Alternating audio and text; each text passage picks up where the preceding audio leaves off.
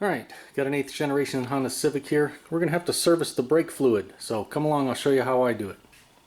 Alright, so basically today we're going to replace the brake fluid in this vehicle. And this is commonly referred to as flushing. It would be the same exact procedure if we were going to bleed the brakes too. So let's get to it. Alright, now as you see, I already have the vehicle up on jack stands. Now, because I'm already doing a bunch of work on this thing and I don't want to lower it back down just to raise it up for a video. I have done videos on this vehicle for replacing the front struts and the rear shocks. So if you want to know exactly how to lift the vehicle up, where to put the jack stand and stuff like that, watch those videos, at least the beginning, and you can see exactly how to lift this thing safely. Alright, to do this job, we're going to need some brake fluid. As you can see, I have some Honda genuine brake fluid right here. A lot of times in the service manual you'll read that it says only use Honda .3 fluid, and that's fine if you want to use it. I don't get hung up with only using Honda fluid because it's a national specification. .3 is Department of Transportation, so we just want to make sure that any brake fluid we use not only is the correct dot, which in this case nearly all Hondas use 3. We want to make sure Federal Motor Vehicle Standards 116, we want to make sure it meets that. And SAE J1703, we want to make sure it meets that, and you can see obviously Honda does. Here we have some Prestone. Let's see, you can see Federal Motor Safety 116 and SAE J1703, and it's going to be the same with even this SuperTech, which is very cheap as far as inexpensive, not the quality, but it meets both standards, SAE and the Federal Motor 116. So that's all. The only thing I worry about is whether it meets these specs. I'm going to use Prestone today. That's just my preference, but I wouldn't have a problem using any of the rest of them either. And Prestone, and no one else is sponsoring me or anything like that. I bought all this stuff myself. Always recommend that any brake fluid that you put in comes from a brand new bottle, preferably unopened like this, because water, or moisture I should say, can get in the brake fluid, and that's what makes it go bad. We don't want moisture in our brake fluid, and that's really why you need to change it. And even sitting on the shelf you can get moisture in here, so that's why it's best to go from an unopened container like this one. And actually all 3 of these are brand new, so if I wanted to, I could use all 3. But this one right here might not be enough. We'd probably need at least a couple of these if we're going to do this job. That's why I like to get the larger one like this. Alright, if you're not sure what fluid to use, you can usually look on the cap. Right here it says use only .3 or .4. It actually says both on here. But Honda's pretty clear, especially on this Civic, to use .3. I'm not aware of any Hondas coming with .4 or 5. There might be some out there that I haven't seen yet, but nearly, or basically 100% of the ones I've seen so far are .3 only. Alright, if you don't have 4 jack stands like I do, and don't have the capability to lift all 4 wheels up off the ground at the same time like I do, we can just do the front end first, and then we can do the back end in the second half. Because on the bleed procedure, which is the same procedure we're going to use for this flush, we're going to do this one first, then that one, then the passenger rear, and then this one. And that's the procedure for this Civic, and a lot of newer Hondas, that's the way we have to do it. Now, there are a lot of fancy tools out there you can use to bleed brakes and to flush the brake fluid. This is the setup I'm going to use. Pretty darn cheap. I'm going to use a pump to pump out the old brake fluid as much as I can, down to the minimum level. We don't want to take it down below that, so we're not introducing any air into the system. And then I'm just going to put it in this bottle. You can see I have it clearly marked used brake fluid. I don't put antifreeze or coolant in here anymore. Then I'm going to use my little bottle with some rubber hose on there. This is just tubing for your windshield wipers. I have a 25-foot piece that I've been using for years to not only to repair windshield wipers, but also to do brakes. And then just some a 10mm wrench and a 10mm. In this case I'm going to use a mid-length socket, 1/4 inch, and that's all I'm going to use. And if any of the caps are missing for the bleed valves, we'll want to replace them. Here's the part number in case we need to replace any. Alright, as you can see, I put some shop towels down so we catch any fluid that might spill, or as much as we can.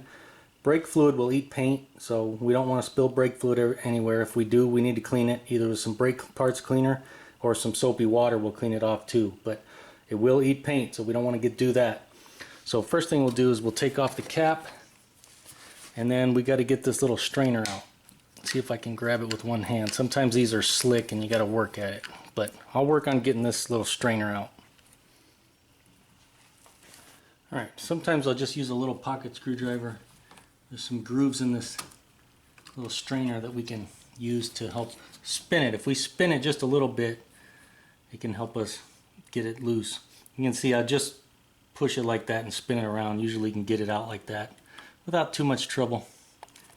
And as you can see, this fluid looks pretty dark, which is what happens when moisture gets in there, and other contaminants, but mainly moisture. So we're just going to put our pump in there and just pump as much as we can out down to about this lip right here. That's about the minimum level. The minimum mark is just right under this lip. So we'll take it down there so we're not putting any air in, and then we'll start putting new fluid in. Alright, so now what I'm going to do, I'm going to take my favorite pump that I use, and I'll put a link to this in the description. I'll just put this end in here and put this end right here, and we'll just pump it out.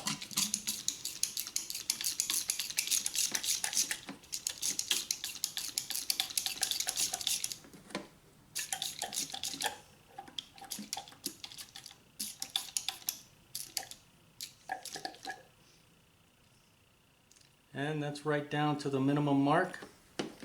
We'll just carefully put that in. You see, it doesn't take much just to get a lot of that brake fluid out. That'll make our job easier, flushing it out.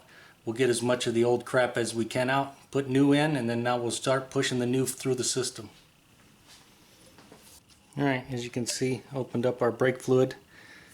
Now we'll just go ahead and top it off.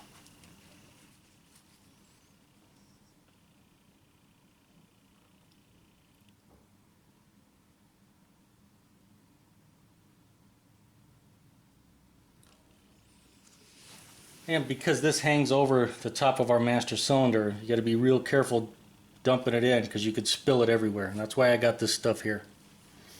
Alright, now like I said before, we're just going to go to each wheel and we're going to push some brake fluid through until we have brand new fluid that we put in there. We want to see that new fluid coming out down here.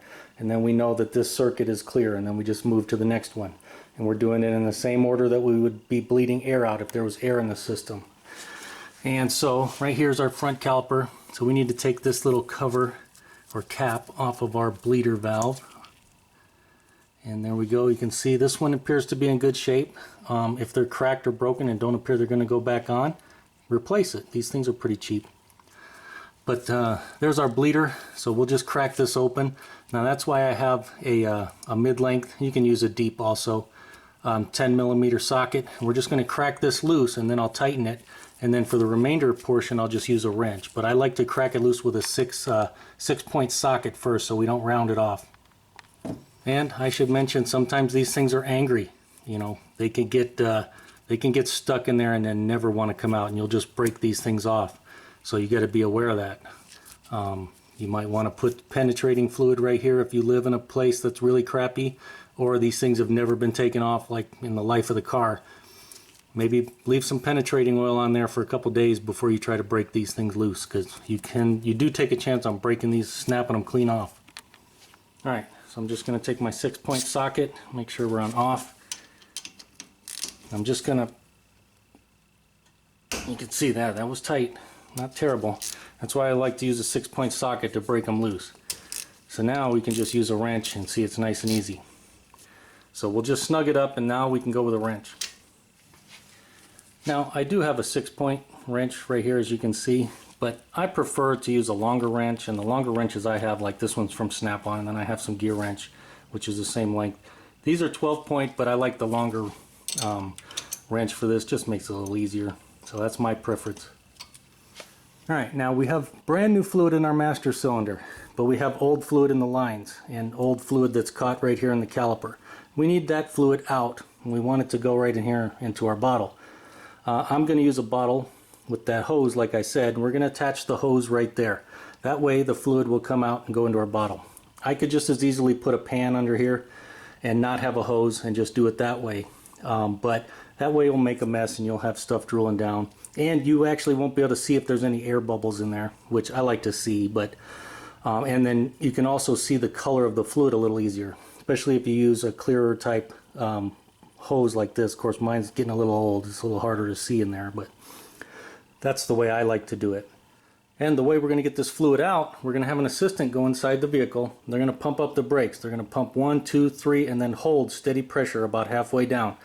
And then while they're holding pressure, we're just going to crack this open while we have it attached, and then fluid's going to come on out. And at first, when we first do it, it's going to be nice dark fluid, and then eventually it'll be clear, just like the new stuff we put in up top. And so basically, when I say pump, my assistant's going to go 1, 2, 3, and then hold it about halfway down like that. And then I'm gonna crack that bleeder loose. And they know, my assistant knows, not to push any more or any less once I open that bleeder. Because you'll feel, once I open that bleeder, you'll feel the pressure in the pedal go down a little bit. And you could push that thing all the way to the floor if you want to, but we don't want to do that. We just want to hold steady pressure right where it's at. I'll crack it, and some fluid will come out, and then I'll close it. Once I close it, I'll tell my assistant to pump again, and then they're going to do the same thing. 1, 2, 3, and then hold. We're just going to keep repeating that process.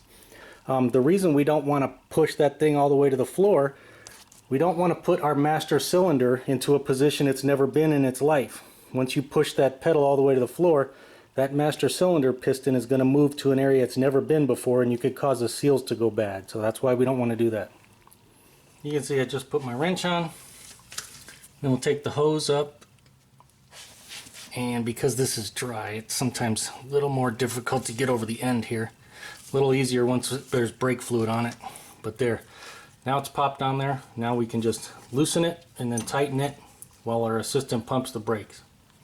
And I should mention, we always want to keep an eye on our fluid. We don't want this to go dry, or then we'll definitely have air in the system then, and it'll be a pain to get it all out. So we want to keep an eye on this, and we got to top it off as necessary as we're pumping it, because obviously we're going to push this fluid through, and we got to keep putting new fluid in until everything looks nice and clean when it's coming out. Okay, go ahead and pump up the brakes.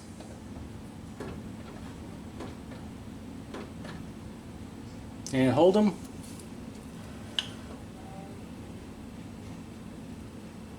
And you can see all the fluid that came out.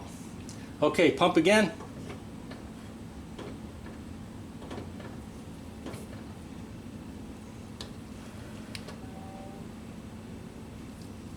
Okay, pump.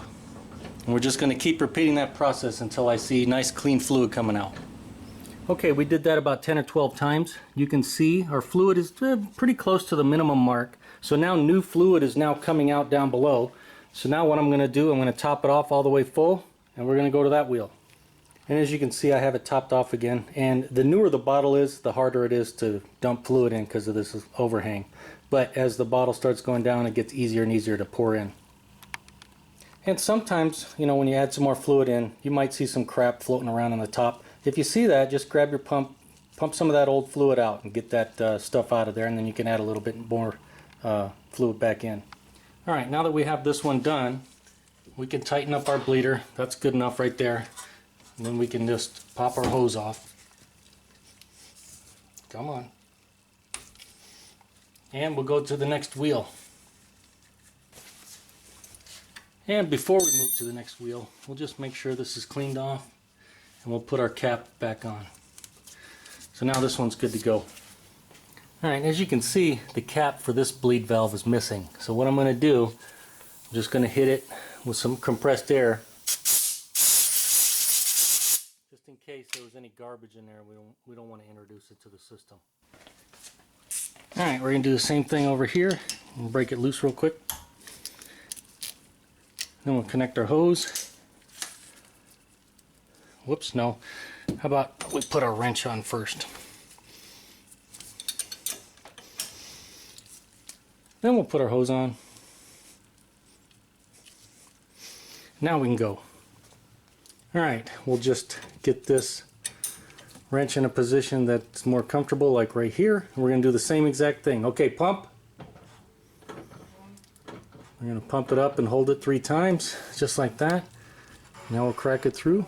or crack it and allow some of the fluid through. Okay, pump.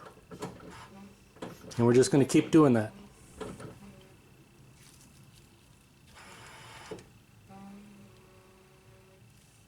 Alright, pump. And we just got to keep an eye on the fluid level in our bottle. It's going to fill up and we're going to have to dump this. And of course we have to keep an eye on our master cylinder. We continually are watching that. This, you can see we're down almost to the minimum. I'm going to top it back off and we'll be done with this wheel also. And usually when the fluid gets down to about the minimum level, that's about the time that we got new fluid coming out, and that's when I'll move to the next one. Alright, I'm satisfied with this one. We'll go ahead and snug this up. We don't have to kill it, we just got to get it snug. We'll pop our hose off like before. Now this one, we're going to have to go grab a brand new cap for this bleeder. Now as you can see, usually a little bit of fluid will come out, so I'm just going to hit that with some brake clean and a little brake clean on a rag. Go ahead and wipe that off and be good as new. And we'll take our new cap and go ahead and get it installed. There we go. Alright, now we're going to move to the passenger rear. That's the next one in the sequence on this vehicle. And here's our bleeder valve right there, so we'll remove the cap if I can. Sometimes these things are stuck on there pretty good. Come on. There we go. Now this has disc brakes and you can see they're brand new. So this is where the bleeder valve is on disc brakes. If you have drum brakes, there's going to be a wheel cylinder right in this area. So the bleeder valve should be right back in here. Okay, this one will be no different. We're going to crack this bleeder open with the ratchet. Then we'll put our wrench on. And then as you see, I emptied the bottle. Now we'll get the bottle connected. Okay, I made sure our master cylinder's topped off with brand new fluid. Now we'll have our assistant pump. Go ahead and pump.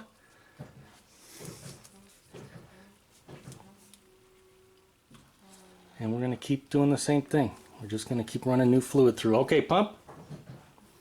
And of course, if there was air trapped in our system, once we crack this open, you'd be able to see little air bubbles going through. But there's none. There's no air in this system. Okay, pump. Okay, I'm done with the backs. I'm satisfied with this. We'll just snug it up. Pop this off. Usually on the back ones, I will run a little bit more brake fluid than I will from the front, because we got a longer run back here. So I go just a little bit more. But we'll hit this with some brake clean and then we'll put the cap back on.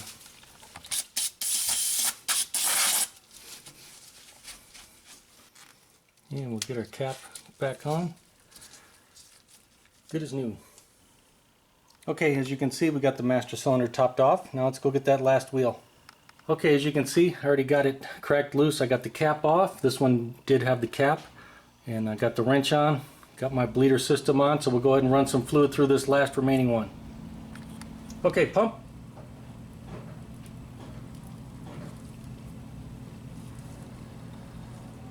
You can definitely see that initial rush is pretty dark. After that, it's much cleaner. Go ahead, pump.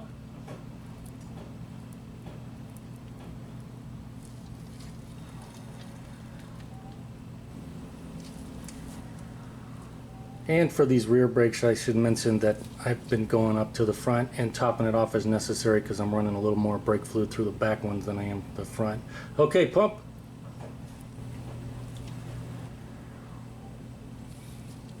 Okay, I'm satisfied with that. We'll go ahead and snug that up. Pop this off. And we'll hit it with some brake clean.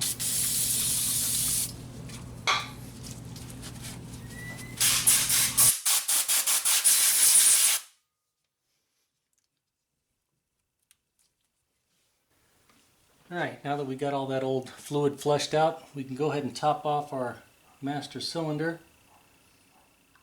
You can see it's a little bit easier when this bottle's not very full. We'll just bring it up to the full mark, and then we'll get the rest of the stuff put back in. Alright, we'll put our strainer back in. There is a beveled edge. I'm not sure that there's technically a right or wrong way to place it, but We're going to put that towards the inside of the car, and that makes it so this little notch is pointed straight back. That's how we took it out. That's how we'll put it back in. Just like that. And did I mention I hit it with some brake clean? Alright, we'll take our cap. I did clean it with some brake cleaner also. Take it and put it back on. We'll make sure it's snapped into place. This one doesn't have an arrow. Some of them have an arrow right here pointed, and that arrow should be pointed to the front when you install it.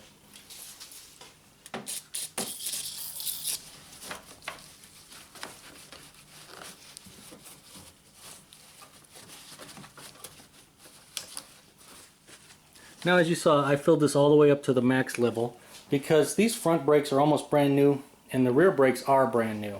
So I put it up all the way to the top. Now, if you have older brakes and this brake fluid is a little bit lower, if you fill it up all the way to the top, then next time you do your brakes, you got to take some of the fluid out before you press that caliper back in, or you'll spill brake fluid everywhere. Well, there you go. Hope you enjoyed this video on servicing the brake fluid on this Honda.